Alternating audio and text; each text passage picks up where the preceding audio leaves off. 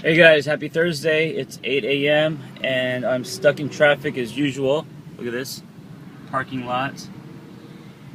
Off to run a group, but thought I'd make a video. I haven't made a video in a long time, and what better way to kill time? I hope I don't crash. Okay, so people think I'm a weirdo sitting here talking to myself. Okay, the theme this week has been fear, and it's one of the things I'm talking about in my Mindset online program, but also it's something I've been talking about with my clients.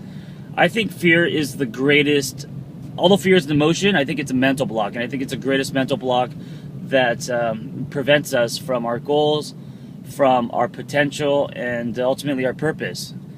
And fear, a lot of people think, when they think they're afraid of something, they usually think that it's surface stuff, but it comes from somewhere much deeper. It comes from a core belief. For example, and believing in that core belief, which I think is a false belief, is what produces the fear. So, for example, say if I wanted to, my goal was to write a book, and I'm afraid to do that. Why am I afraid? So if I ask myself why I'm afraid, it's because I'm afraid that I won't finish it. Okay, so what does that mean? That means that I'm a half-ass. And that's a theme that has been occurring throughout my life. And, you know, people, parents, family have always called me a half-ass because I start something but I don't finish it. So that's been this negative core belief that I have, right? So because of that, right? And what does it mean that if I'm a half-ass? Then it means that I'm a failure. Okay, so that's the belief. That's the false belief, is that I'm a failure. And because of that belief, fear is being produced. And because of my fear, I'm not able to, or I'm not allowing myself to write a book because I'm afraid.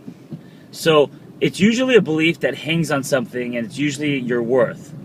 So if I don't finish this book, then I am a half-ass or a failure.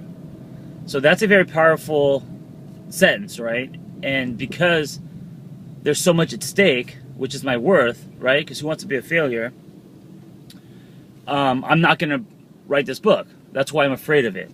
So what you have to do is first you have to figure out why you're afraid, and you have to ask yourself constantly where the fear is coming from and what is the meaning behind it, and just keep peeling layers. What is the meaning? Why? What is the meaning?